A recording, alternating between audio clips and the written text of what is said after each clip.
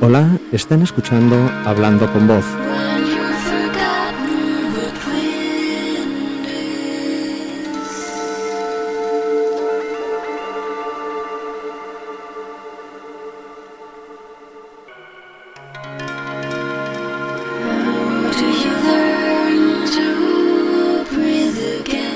Con ustedes, Eduardo Ríos, emitiendo en directo desde Barcelona, España, para Fonored Radio.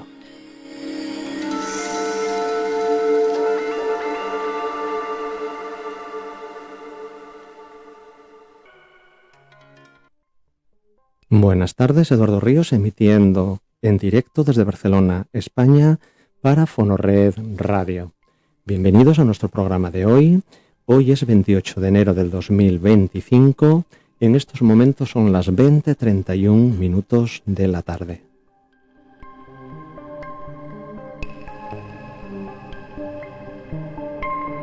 Como en programas anteriores, vamos a facilitar nuestro número de WhatsApp para cualquier pregunta o comentario que tengan ustedes sobre nuestros programas, tanto el programa que emitiremos ahora mismo en directo como los programas anteriores.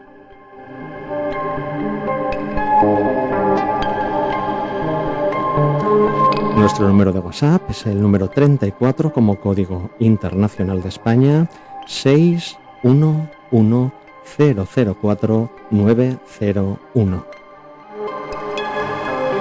Repetimos nuevamente este número, 34 como código internacional, 611-004-901.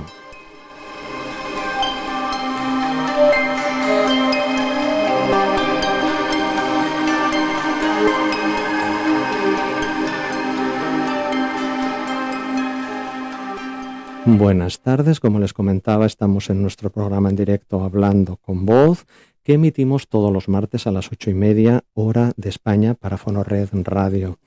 Hoy tenemos el programa número 22 de la tercera temporada de nuestro programa Hablando con Voz. Hoy tenemos a un invitado muy especial, que es Xavier Casellas. Es un técnico de sonido que nos hablará sobre la experiencia del sonido grabado en su esencia. También quería comentarles que hoy, como 28 de enero de 2025, siempre me gusta hablarles de diferentes efemérides, y hoy se cumple bastante tiempo, exactamente 20 años, que se grabó la canción We Are the World. Una canción compuesta por Michael Jackson y Lionel Richie, bajo la producción de Quincy Jones.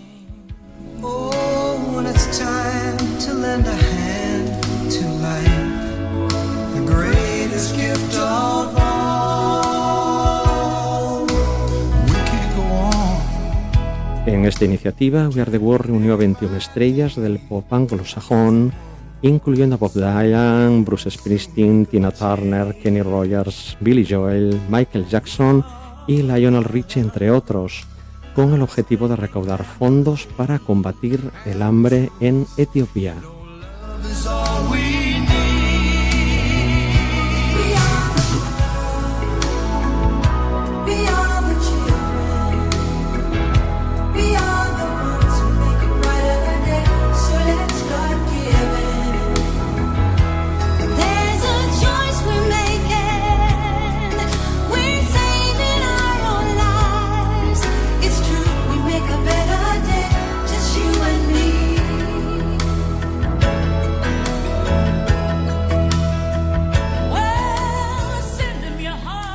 Bien, como les decía, hoy tenemos como invitado a Xavier Casellas. Buenas tardes, Xavi. Buenas tardes. Bueno, encantadísimo de tenerte aquí en nuestro programa Hablando con Voz. Bueno, quiero comentarles que Xavier es un experto, es un técnico de sonido, es el encargado del establecimiento Werner, que es un establecimiento de referencia en España. Hace unos minutos, hablando con él, yo comentaba de que cuando yo estudiaba en el conservatorio, las revistas que había aquí en España sobre sonido de alta fidelidad ya parecía como un sitio de referencia, y a mí siempre me gustaba estar aprendiendo todo lo que está relacionado con la grabación de sonido, sobre todo la reproducción de sonido. Y bueno, vamos a dejar que sea Xavier Casellas el que se presente a sí mismo y que nos hable, pues, quién es. Pues mira, lo primero que yo hace, pues bueno, ahora ya son muchos años, me dediqué simplemente a la electrónica. En esa época, una de las aficiones de los chavales era ir a la feria que había del sonido, que era Sony Mac, en Ujú. Barcelona, que era fantástica. Y poco a poco me entró el gusanillo de, bueno, sí, la electrónica, pero el sonido y la música también. Y en esa época tuve la suerte de oír un día que habían unas audiciones especiales en un hotel y fui con un compañero de clase también de electrónica. Oye, Ujú. vamos a escuchar eso que es. Y fuimos, y era una tienda que ya no existe, de alta fidelidad, que se llamaba Amadeus. Ujú. Me suena también. Y la persona que la llevaba, que tampoco ya nos dejó hace unos años, que se llama Ramón Ribó, Ujú. pues era un gran apasionado de la alta fidelidad. Y en un hotel fuimos y escuché una maravilla de equipo que me dejó totalmente impactado. De hecho, recuerdo la pieza, que era tosca, la versión de Carreras Ujú. y Caballé, creo. Sí. Ujú. Y yo oír los cañonazos del final con ese Ujú. realismo no me había pasado nunca. Y salí de allí y dije, yo me quiero dedicar a eso. Ujú.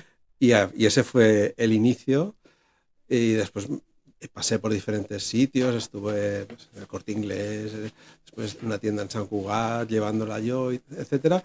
Y al final ahora llevo 32 años en Werner, que Ujú. es la tienda más antigua de España dedicada a la alta fidelidad, que es de 1933, una empresa familiar, y ahí estoy.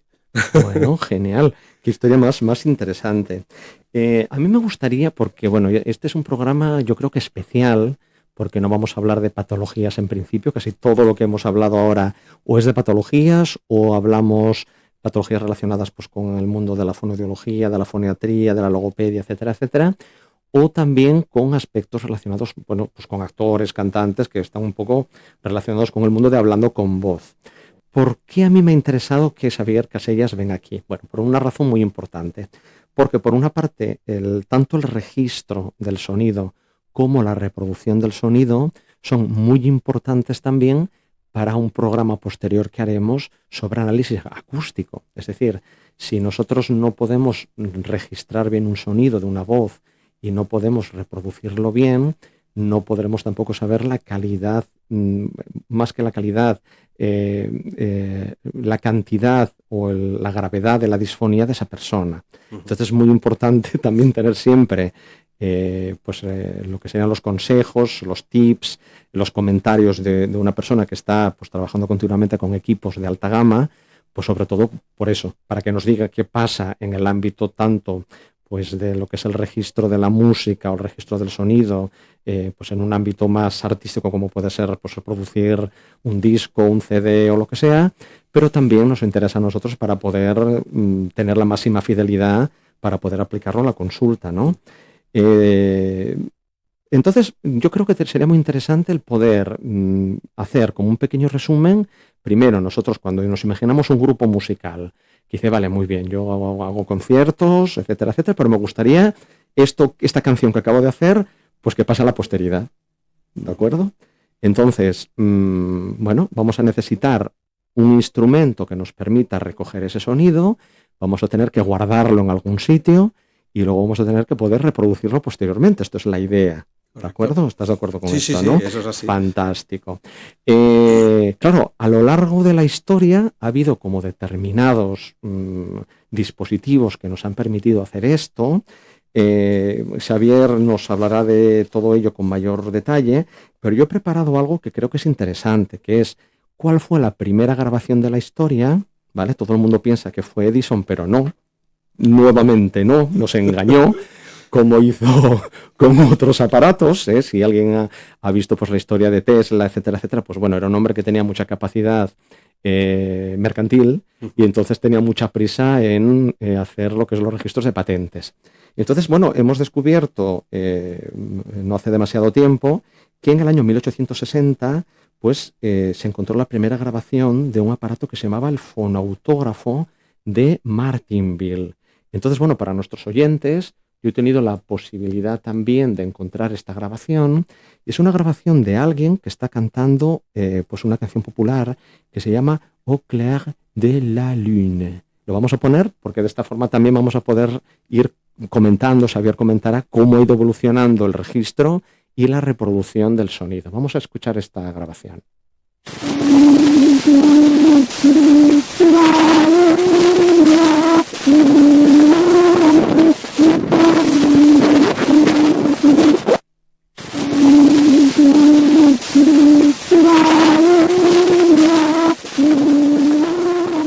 Bueno, podemos ver perfectamente que es alguien que canta, pues como puede, pero una canción popular.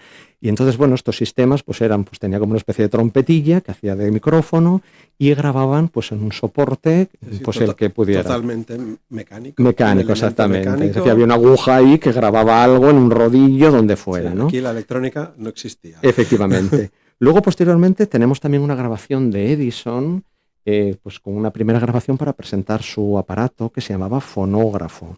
Y entonces aquí aparecen unas palabras de Edison, vamos a poner también.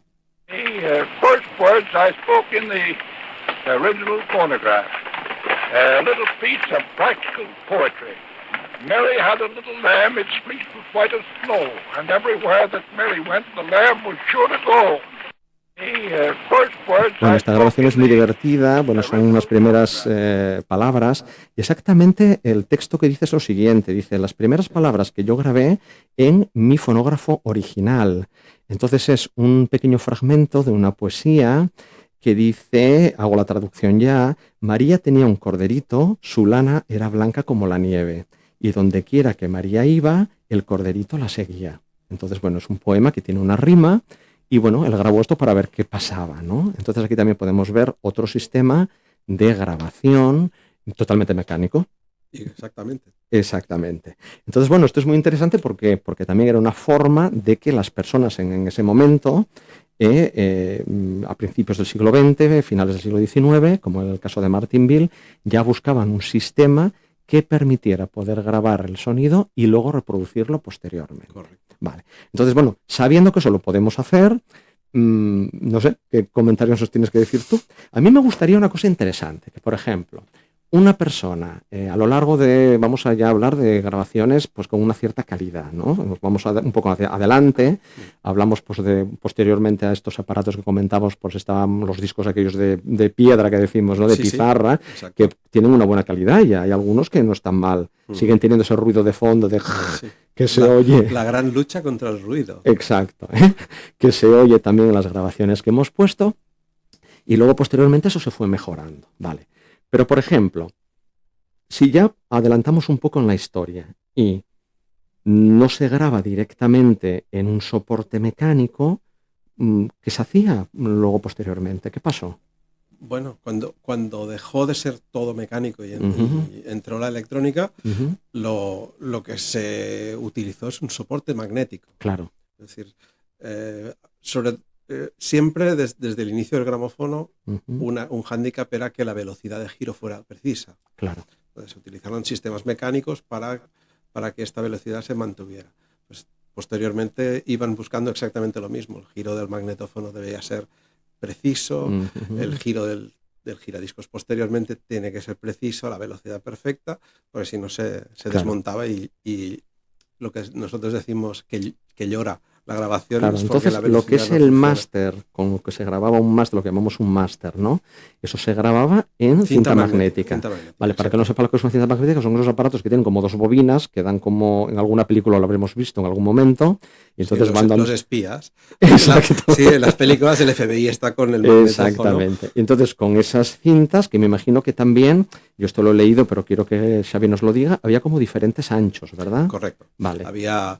en los estudios se partía de una mesa de mezclas con diferentes canales y se iban o bien todos a la vez o se iban pista por pista añadiendo, grabando. Habían 2 pistas, 4 pistas, 8 pistas, 24 pistas y iban incrementando la anchura de la cinta. pista, claro. Entonces el aparato podía tener un cabezal de 2, de 4, de 8, iban pista por pista grabándose todas a la vez. Y después, una vez hacían la mezcla de todos estos instrumentos, todos por separado, pasaban a lo que sería el máster, que finalmente eran dos pistas, derecha e izquierda, Sí, el para estéreo, la estereofonía, efectivamente. Muy bien, muy bien. Que es la línea del mono estéreo sobre el año 58, es el tema de la estereofonía, gran descubrimiento. ¿Por qué cambia del mono al estéreo? ¿Porque tenemos la tecnología para hacerlo o porque alguien en algún momento buscaba una sensación más espacial, quizás? Claro, es que la gracia de la estereofonía, que muchísima gente no la ha descubierto, es una holografía total sonora. Claro. De manera que podemos representar holográficamente, con los ojos cerrados, dónde están todos los instrumentos de una orquesta sinfónica, que siempre están en el mismo sitio, de un trío de jazz, que siempre están igual, o de un grupo de rock, que normalmente suelen grabarse en la misma posición, de manera que la sensación de realismo es muy superior. Claro. El mono es todos en el mismo sitio, solapados incluso.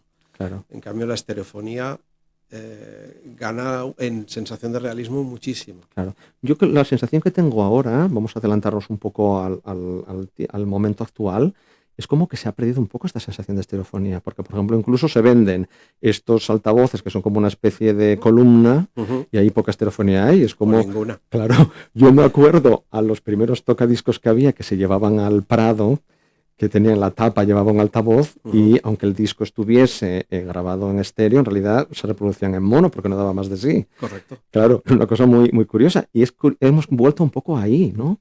En algunos aspectos, es curioso. Sí, pero sobre todo es que hay la estereofonía, cuando se escucha no con auriculares, sino con altavoces, es realmente restrictiva. Claro. A una persona, a dos personas, que están realmente en el triángulo equilátero de punto de escucha. Claro. En el momento que no estás en ese punto, la estereofonía pierde su sentido. Claro. Porque sí, puedes escuchar más o menos que salen cosas diferentes de los dos altavoces, un poco, pero no esa sensación. A mí en mi trabajo muchas veces me sorprende que personas sentadas escuchando un sistema estéreo se giran y me dicen, pero es que la voz sale de en medio. Claro. Y está como si estuviera allí cantando. Y dices, sí, claro, es el estéreo. Lo que debería de ser, claro. Pero muchas veces esa sensación se ha perdido. Claro. También se ha perdido porque la escucha con auriculares, que hoy en día es lo que hace todo el mundo, es que la voz del cantante está en el centro de nuestro cerebro. Y los sistemas que han salido de 3D, 4D, sonido en 8D, todas las demos, si alguno ha tenido la posibilidad después de lo escuchar, la ubicación espacial que consiguen derecha, izquierda, detrás, arriba, abajo, pero frontal es prácticamente imposible. No he escuchado nunca un auricular que nos dé la sensación de que el cantante está delante de nosotros, aunque fuera 20 centímetros delante de nuestra cara, no se produce porque queda ubicado en el centro de nuestros dos oídos, que está en el centro de la cabeza. Claro. Entonces, esta sensación estereofónica que a mucha gente le sorprende cuando escuchan altavoces, es un poco que creo que se tiene que recuperar. Como estamos hablando de lo que es la estereofonía, que luego también pues fue evolucionando. Yo sé que se inventaron por sistemas, por ejemplo, la cuadrofonía, o luego se inventaron por los típicos sistemas que estaban muy relacionados con el home cinema, ¿no? Pues el 5.1, el 7.1, el 8.1, que era como tener un montón de altavoces para intentar reproducir muchas veces los efectos del cine, ¿no? Pues como a lo mejor pues sentimos unos disparos por la parte de atrás, o como sentimos que hay un coche que corre por nuestra izquierda, que corre por una derecha, lo que sea. Claro, esto quizás a veces a nivel musical sí que ha habido músicos que han trabajado con este aspecto, pero no sé, ¿qué pasó con esto? A ver, lo primero haría un inciso de cómo funciona la estereofonía. Ajá, muy bien. Porque para poderlo explicar bien, nuestro cerebro es una máquina de cálculo y ayudado por nuestros oídos conseguimos ubicar cualquier sonido en el espacio gracias a un pequeño retardo entre un oído y el otro.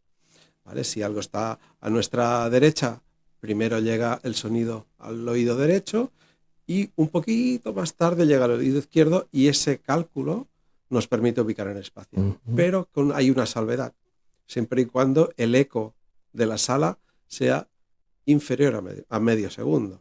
Si tenemos muchísimo eco, nuestro cerebro no es capaz de calcular y el sonido estará por ahí, pero no podemos ubicarlo. Igual pasa con las bajas frecuencias. A partir de las frecuencias muy graves somos incapaces de ubicarlas en el espacio. Sí, esto es lo típico cuando escuchamos, por ejemplo, pues un boom, boom, boom de un coche y lo oímos, pero no sabemos dónde viene. Correcto, no podemos ubicarlo. Entonces, a partir de todas estas premisas, se ha trabajado en la estereofonía para colocar todos los instrumentos, incluido sistemas que nos permiten colocar solo en un sistema estéreo sonidos a más de 180 grados de nosotros, incluso detrás de nuestro punto de escucha, gracias a sistemas de fase-desfase que consiguen colocar cosas fuera de lo habitual. Esto es hay una gente que sacó un sistema que se llama Q-Sound. Se han grabado muy poquitos discos.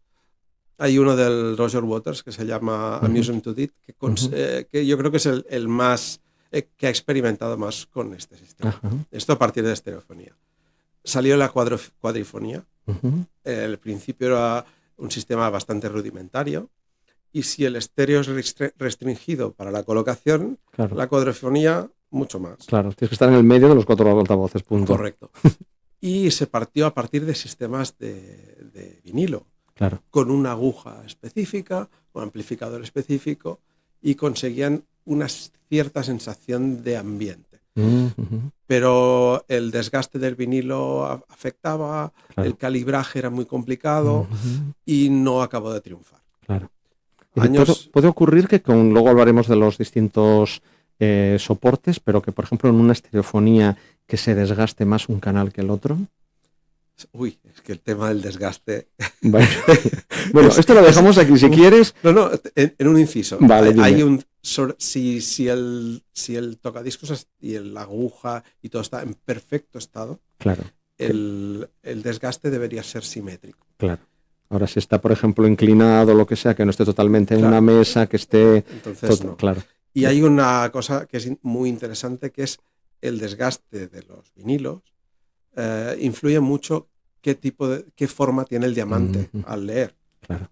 Entonces, no es lo mismo un vinilo que ha estado en una discoteca con un tipo de aguja que lo que quieren es que no haya ruido, que un golpe no haga saltar la aguja para mucho peso. Ese vinilo tiene mucho desgaste, y si una vez ese vinilo te lo llevas a casa, lo pones con una aguja con otra forma, va a tener excesivo ruido. Hay que ser un poco... hay que adaptarse al desgaste del vinilo. Es interesante eso. Bueno, como siempre hacemos en nuestras entrevistas, yo siempre le pido a los invitados que hagan una aportación pues, de unas canciones. Yo voy a poner la primera canción que nos ha sugerido y luego pues me la comentas, ¿de acuerdo? Perfecto. Entonces vamos a escucharla y, bueno, él mismo luego va a decir qué canción es y pues por qué la ha elegido. Vamos allá.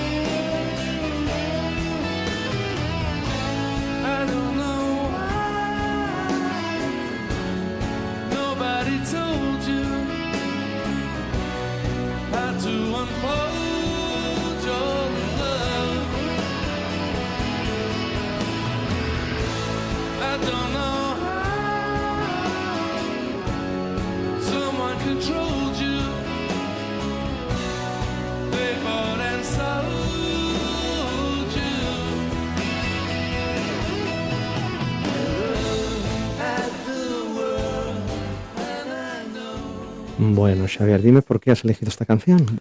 ¿Qué canción es? A ver, es una canción de los Beatles. Que lo que pasa es que esta es una versión que que no está grabada a nivel discográfico, si está solo por YouTube, que es el homenaje a George Harrison, que está su hijo tocando la guitarra, hay un montón de músicos súper conocidos, pero para mí lo que a mí me impacta es el solo de guitarra que hace Prince, que sabía que Prince era un buen guitarrista, pero no sabía hasta qué nivel. Para mí es el punteo de guitarra más chulo, y hay incluso un poco de anécdota de que si estaba picado con alguien, etcétera. Porque, bueno, se ha escrito bastantes cosas sobre esto, pero siempre que la escucho me pone el vello de punta, siempre. Es decir, que esta grabación no existe en soporte, solamente está en YouTube. Está solo en YouTube, porque si fue para la televisión, está el vídeo.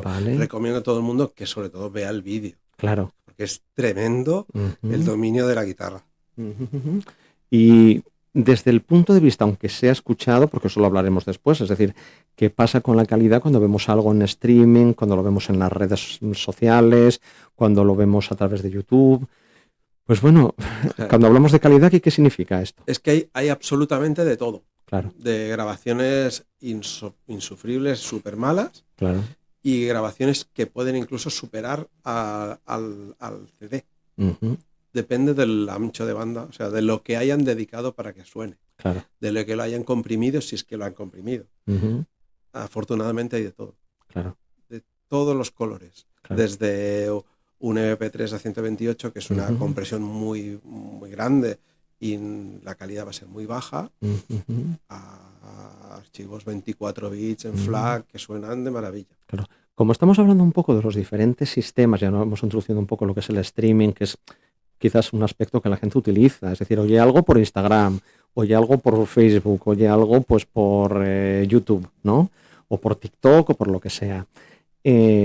Nos hemos quedado en el vinilo, habíamos hablado de los diferentes tipos pues, de estereofonía que está relacionado con la sensación espacial, pero si vamos caminando a lo largo de los diferentes soportes, el siguiente soporte que aparece en la historia, ¿cuál es? De manera natural. Bueno, sería sobre los años 80, que aparece lo digital, en primer lugar el CD, y inmediatamente en los estudios de grabación. Claro, porque a mí se me ocurre, no quiero quizás introducir algo que no es correcto, pero por ejemplo lo que son las cintas de cassette, ¿es anterior o posterior a esa...? No, la cinta de cassette aparece para grabar los vinilos. Claro. Porque mucha gente tenía el vinilo, pero habían tocadiscos a veces demasiado malos, que para preservar el vinilo, decían, no, yo es que lo compro, lo grabo y después escucho o hacía sus mezclas para compartir en las fiestas con sus amigos, etcétera, etcétera. Sí. Claro. El cassette era lo más usado. Yo cuando era pequeño, grabar de la radio continuamente con el radiocassette era lo primero. Claro, y además yo creo que también aquí hubo una revolución porque los primeros equipos portátiles fueron de cassette. Me acuerdo el Walkman, que era un equipo que además el fabricante Sony fue el primero que lo hizo. Y bueno, pues claro, aquí estamos hablando con alguien que quizás es muy joven y que igual no sabe lo que es una cinta de cassette, pero bueno, que lo busque por internet, que está. Busca cinta de cassette y ya está.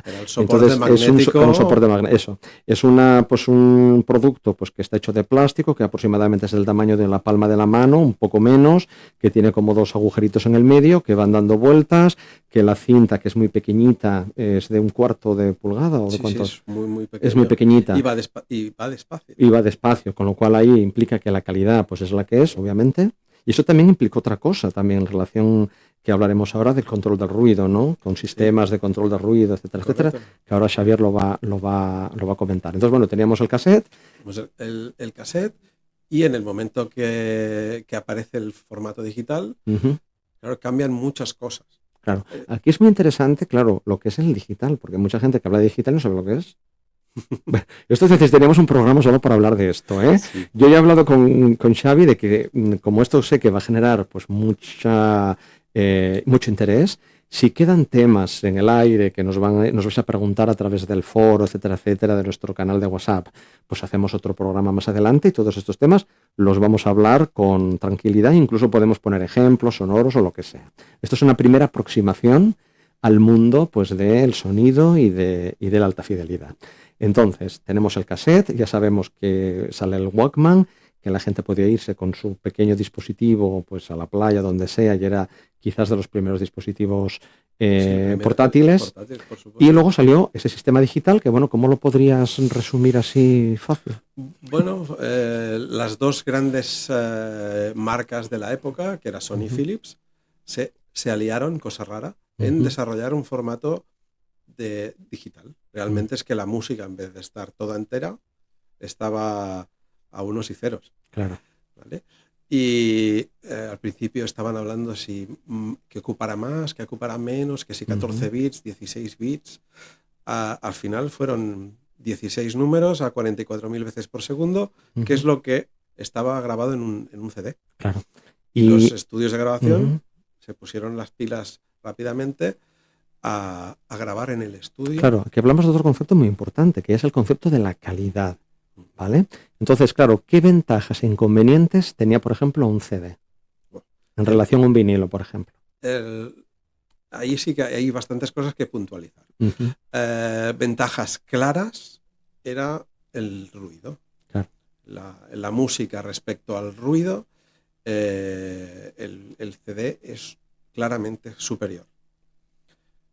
Si cogemos un tocadiscos gama media baja, todo esto incluía, aparte del ruido, tenías que la dinámica no funcionaba. Cuando hablamos de dinámica significa la capacidad que tiene el sonido de expresar sonidos muy fuertes o sonidos muy débiles. Es decir, un poco la extensión sonora, por decirlo de alguna manera, sí. ¿no? Yo pongo un ejemplo musical, que es una pieza clásica de piano y orquesta, cuando escuchas el piano solo y cuando entra la orquesta, ese salto de volumen tiene que, cuanto más más sensación de realismo tienes. Entonces la dinámica es un factor importante.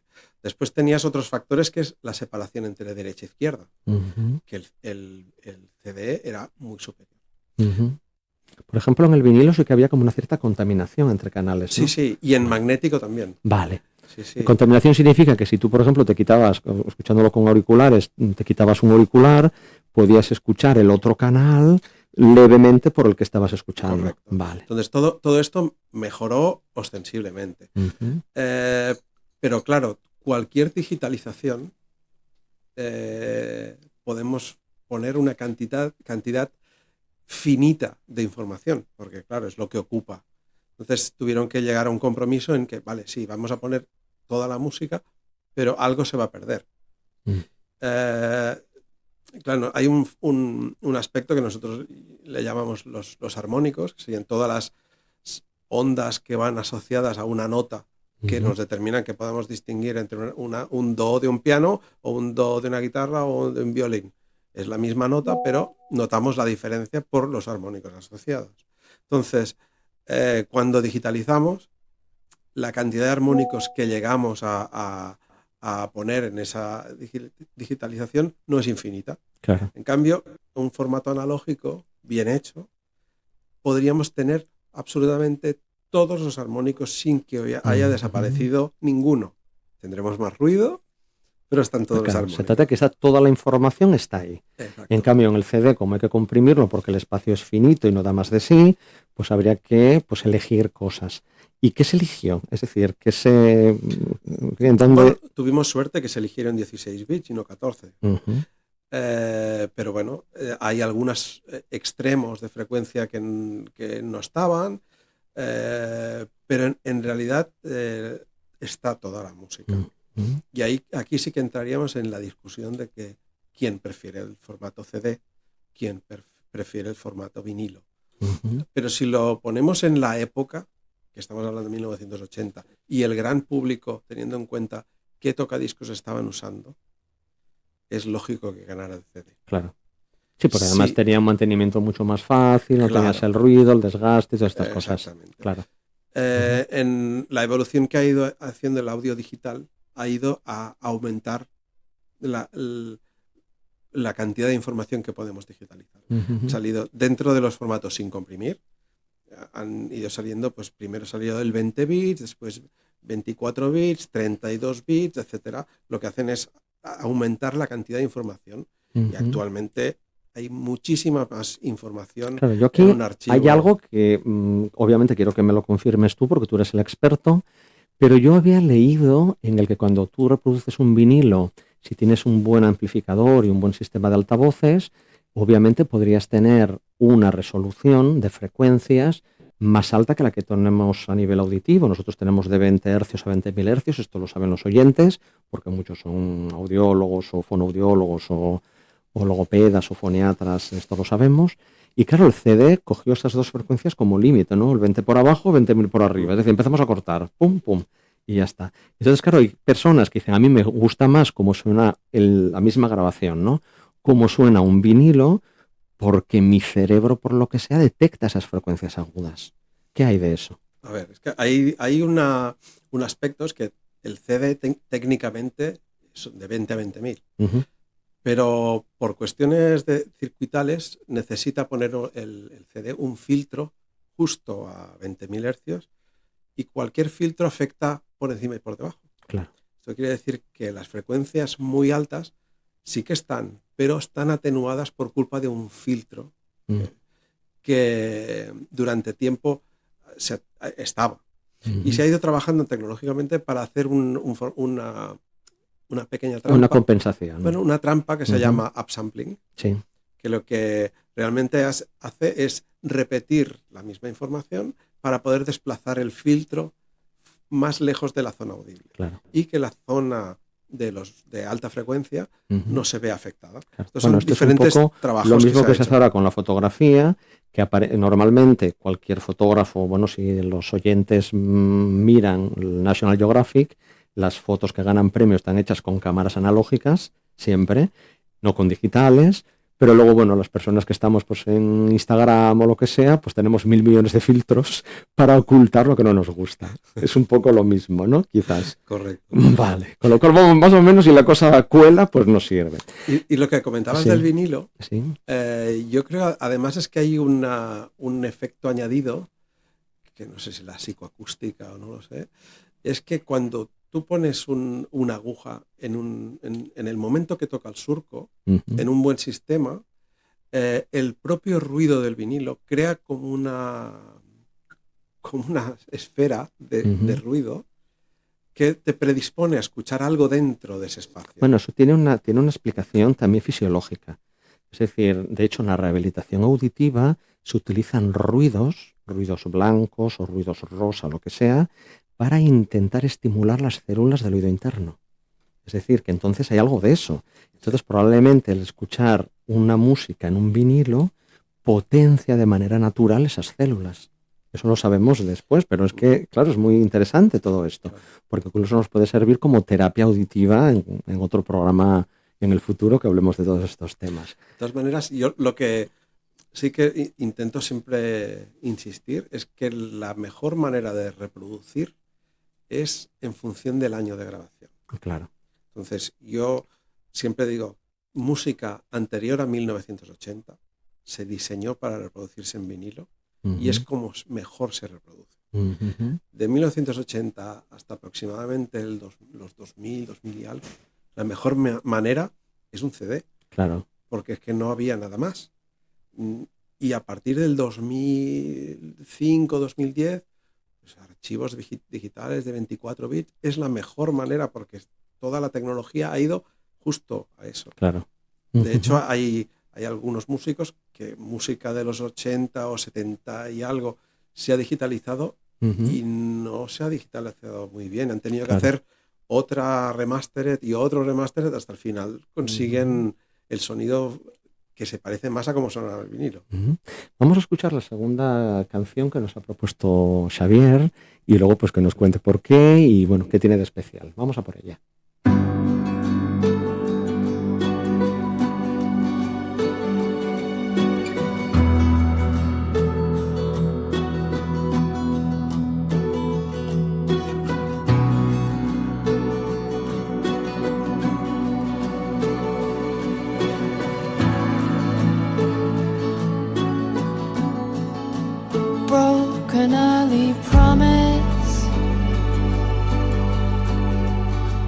trust in an unknown. Fell headlong into the arms of the force that stirred me. Unsteady to steady heart, and took me to a place I've never been, a place I've never been since.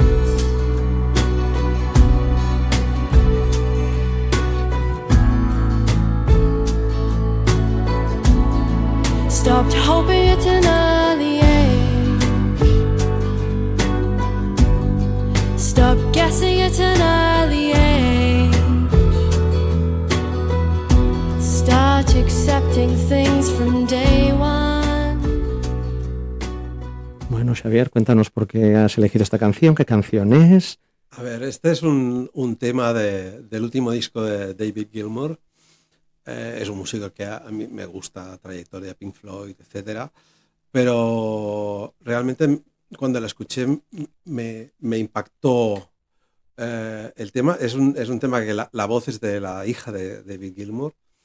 Es un tema aparentemente muy sencillo, pero el baterista es increíblemente bueno. Todo es muy bueno. Hay el vídeo de YouTube donde tocan el tema y para mí el mejor disco del 2024 es en este estilo de música, y pensando qué poner dije pues este. Es curioso que mi compañero de trabajo, cuando no estamos trabajando, de lo que hablamos básicamente es de música. Coincidimos en transporte público cada día y le comenté, tienes que escuchar este disco, y me dice, ya lo he escuchado. ¿Qué tema? Este. Coincidimos al 100% los dos, que nos suele pasar. Claro. Hay un concepto muy interesante que es, soy audiófilo, soy melómano. Es decir, yo me imagino que tiene que ver, admiro más la parte técnica, admiro más la parte artística, ¿vale? Cuando estamos escuchando este tipo de canciones, ¿qué te llama la atención en primer lugar? ¿O son las dos cosas? Yo procuro ser 50%, porque la parte artística tiene que funcionar. Si no funciona la parte artística, no tiene sentido. Claro. Pero si además la acompañamos, que se oye muy bien, perfecto. Yo creo que los dos extremos, el melómano puro es el que disfruta, aunque sea con una radio súper mala y está disfrutando de la música, claro, que lo entiendo. Y después el audiófilo puro es el que tiene un gran equipo de música y 3 discos. Ese quizá lo comparto menos. Si vamos avanzando en lo que es la historia de los soportes, entramos en lo que sería la compresión del sonido, porque claro, entramos con la distribución por internet, también pues las personas, bueno, querían un soporte mucho más pequeño. Me acuerdo de aquel aparatito que vendían los Apple, que eran también de música comprimida, ¿no? Los MP3, los primeros MP3 que aparecieron, ¿no? No sé si era Apple, era Sony también, pero bueno, probablemente, más o menos similar, ¿no? Pero el que tuvo más difusión fue el de Apple. El de Apple, vale. Y entonces yo me acuerdo que todo el mundo llevaba pues ese pequeño aparatito. Claro, lo vamos con el teléfono móvil y lo podemos introducir esos ficheros, pero anteriormente, hace años, pues todos llevaban ese aparatito en el bolsillo y podían tener su lista de canciones. ¿Qué implicó esta compresión de la música y este formato MP3? Justo antes del MP3 fue Sony, inventó el sistema A-Track, que era el sistema de compresión del minidisc. Y hizo... el problema de la compresión en audio, a diferencia de la de unas fotos que tú puedes comprimirlas y al descomprimir no tienes pérdida, en audio no pasa lo mismo. Claro, la pierdes. Cuando comprimes, descartas cosas. Tanto de A-Track como MP3, que es justo lo que salió posteriormente, recortan el extremo agudo y el extremo grave. Frecuencias casi inaudibles van fuera. Si hay una nota una nota que suena muy fuerte y una que está medio oculta, más flojita, va fuera. Quitan esa. Es un tema el de mascaramiento de alguna manera. Si hay una trompeta y una flauta, la flauta pues a la porra y ya está. Bueno, se oye, sí, pero claro, si hay un punto de que es la misma nota y casi tal, esa sí claro, desaparece. claro. Y hay algún tipo de música, por ejemplo, que se ve muy poco afectada por la compresión, que puede ser, por ejemplo, la música generada, música electrónica, como todos los armónicos están generados por un digamos, ordenador, teclado, etcétera, y son relativamente facilones, la compresión les afecta muy poco. Claro. En cambio, la música acústica, que es mucho más compleja porque hay muchas ondas una encima de la otra, esta se ve mucho más afectada. Claro. Entonces puede ser que, depende del estilo de música, no notas absolutamente nada, y depende de qué sí. Pero a mí siempre la sensación que me da cuando escucho, porque claro, yo tengo mis años como tú, y cuando escucho un archivo que puede tener, por ejemplo, una resolución relativamente alta en los MP3, que hay diferentes muestreos, ¿no? Puedes escoger una que aparentemente tiene buena resolución. Pero claro, tú comparas eso con la grabación original en un equipo más o menos y no tiene nada que ver. Es decir, la sensación es como que está dentro de una lata, ¿no? Enlatado, es esa sensación. Sí, lo primero que pierdes es la sensación de dónde se grabó. Claro. Pongo un ejemplo, anécdota de hace años. Querían comparar la diferencia de calidad que podía dar un conversor digital analógico a partir de una misma grabación. Y estuvimos comparando de muchos precios, desde un muy sencillo hasta uno caro, carísimo. Pues la grabación que pusimos es una grabación de una orquesta pequeña, de un cuarteto de cuerda, dentro de una iglesia románica pequeñita. Pues y fuimos poniendo diferentes equipos, y cuando ya estábamos a un nivel medianito, notábamos un ruido grabado como del exterior.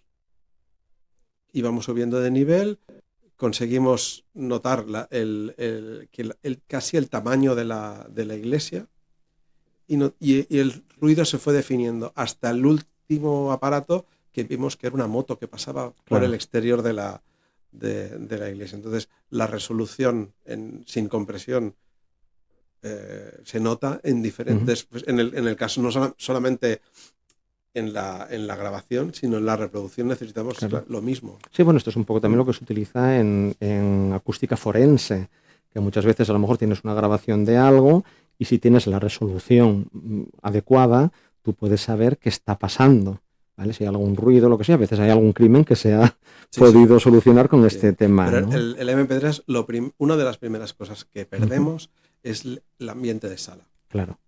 El saber, sí, esto se ha grabado, pero ¿dónde? ¿Qué sensación te da? ¿Dónde estabas?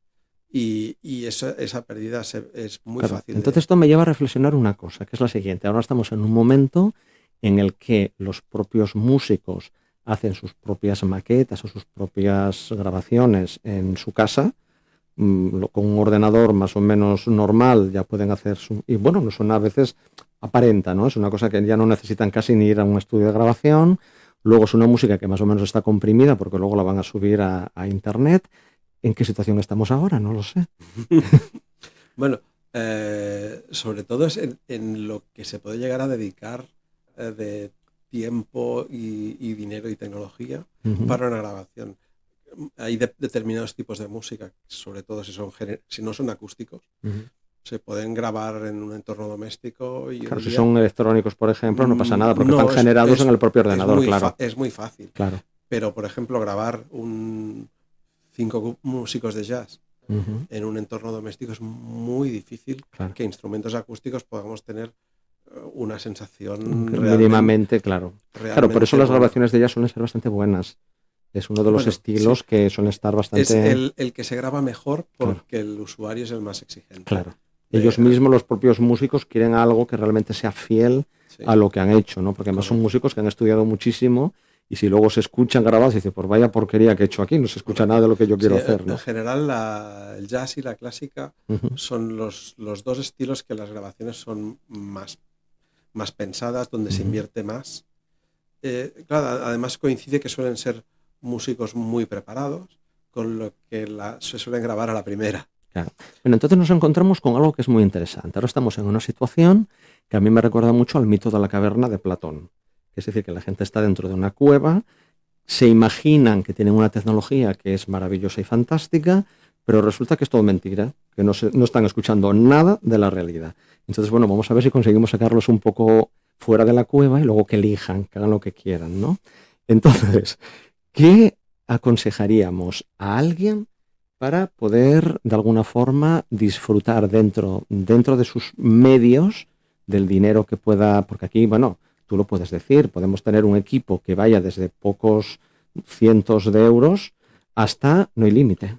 No hay ningún límite. No hay límite. ¿Y por qué no hay límite? ¿Qué pasa? Imagínate, no sé, una de las personas que te haya pedido, porque bueno, Xavier es una de las personas que aquí en Barcelona es experto en la instalación de equipos de sonido de alta gama. Entonces hay una persona que por lo que sea le encanta pues tener un equipo que obviamente sea muy fiel a esa música y entonces, no sé, lo más que ha gastado una persona que me puedas decir, ¿cuánto sería? Sí, unos 150.000 euros, más o menos. Esto de una sola vez. De una sola vez. Pero lo normal es una evolución. Son personas que se compran un equipo relativamente sencillo y durante 20 o 30 años lo van añadiendo cosas. Lo van evolucionando y cuando se dan cuenta de lo que se han gastado, dicen... Que me he gastado 1 millón de euros, quizás, o 500.000. Sí, mucho. Claro. Muchísimo. Lo que pasa, claro, influye mucho el espacio. Claro, eso es importante. El espacio es el 80% del resultado final. Claro, es decir, que si tienes una habitación de las casitas que ahora tenemos, la tienen las personas jóvenes, pues que tienen 15 metros cuadrados, claro, aquí no nos cabe un equipo... Bueno, hay que poner el equipo adecuado. Vale. Existe, vale, por supuesto. Vale. Puedes tener un equipo de gama altísima en 8 metros cuadrados. ¿Ah? ¿Por qué? Porque se ponen altavoces que se diseñaron para ese espacio. Claro. Y esto fue la BBC. La BBC. Los ingenieros de BBC en los años 70 se iban a grabar diferentes cosas de la radio en un camión grande y tenían que tener unos monitores, unos altavoces para poder escuchar qué estaban grabando. Y diseñaron un altavoz pequeñito, la famosa LS35A, un altavoz muy pequeño que está preparado para escuchar a 20 centímetros. Perdona, un poco más, con 50 centímetros. Y ese altavoz es perfecto para espacios minúsculos y tener muy buena calidad. Se sigue utilizando como patrón de frecuencias medias, de voz, etc. Lo importante es ponerlo adecuado en cada espacio. Vamos a escuchar la última canción que nos ha sugerido Xavier y también pues lo mismo de antes, nos va a comentar por qué la ha elegido. Vamos a por ella.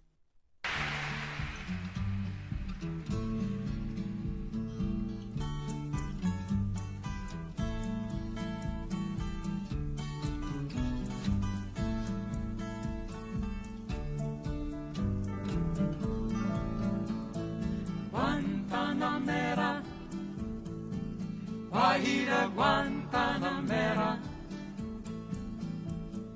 Guantanamera, Guajira Guantanamera. Yo soy un hombre sincero, de donde crece la paz. Bueno, yo creo que no hace falta decir el nombre porque es muy conocida. Sí.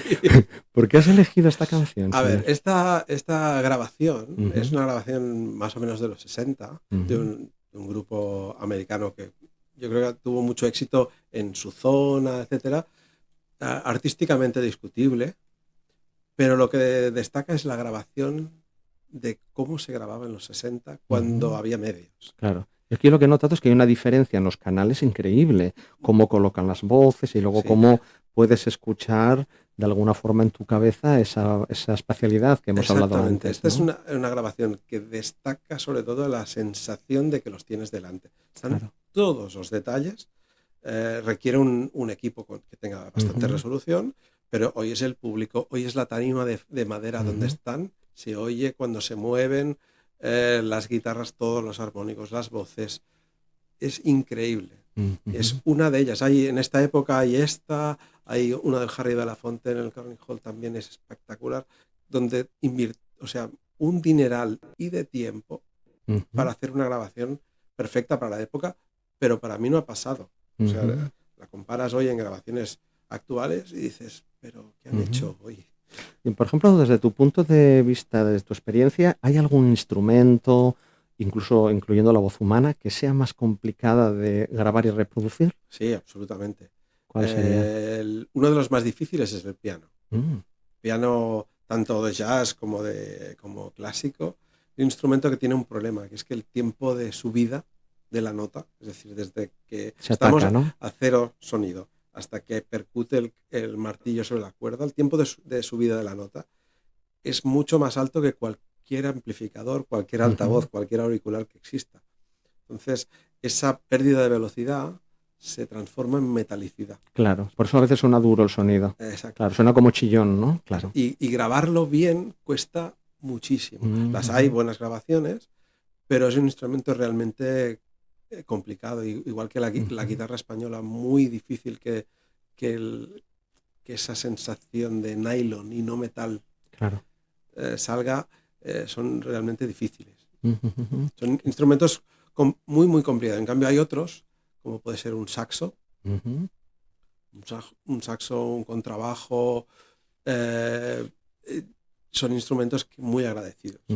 Una pregunta que te quiero hacer ahora, pues estamos llegando, nos quedan 4 minutos y hay muchas preguntas, esas las dejaremos para el próximo programa que hacemos, que lo haremos. Ahora se ha vuelto a poner de moda el vinilo. ¿Qué opinas de ello? Porque claro, tenemos la misma calidad de los vinilos que teníamos antaño, es puramente un producto que ha salido para que lo podamos colgar ahí encima del cabecero de la cama, no sé. A ver, desde mi punto de vista, que tengo 1200 vinilos en mi casa, o sea, que me encantan los vinilos. Los he tenido durante muchos años, de hecho, cuando la gente se deshacía de los vinilos, yo los iba a buscar. Es uno de los formatos que más me gusta. Pero actualmente es una operación de marketing. Las discográficas no generaban suficientemente dinero porque el CD dejaba de venderse, el pirateo, etcétera, y han organizado la venta de vinilo. Hay de todo. Hay vinilos que están muy bien, vinilos que vienen de CD. Mis recomendaciones de 1980 para atrás, si hay la reedición en vinilo y viene de cinta magnética, sin duda. Si no, escoge el que más te guste. Claro. El último vinilo que me compré es el del David Gilmour, me lo he comprado en vinilo. ¿Lo escucho en vinilo? Quizás no. Claro. Y lo escucho claro. en archivo, CD claro. pero me gusta. Claro. Entonces es un poco sentimental claro. el tener ese formato. Claro. Y he cedido, pero bueno, ¿qué le vamos a hacer? Claro, y por ejemplo las personas que no han hecho este recorrido como hemos hecho tú y yo por años, obviamente, si alguien quiere acercarse a la alta fidelidad, no hemos hablado de lo que es el concepto de alta fidelidad. No sé si en los minutos que nos quedan 2 minutos, puedes decir 2 preguntas. ¿Qué es esto de la alta fidelidad? ¿Y qué consejo le darías a alguien que no ha tenido nunca esta experiencia? ¿Cómo podría aproximarse? La alta fidelidad es intentar acercarse al sonido de la realidad. Entonces, en un año en Alemania decidieron, para ser alta fidelidad tiene que tener unos mínimos de calidad.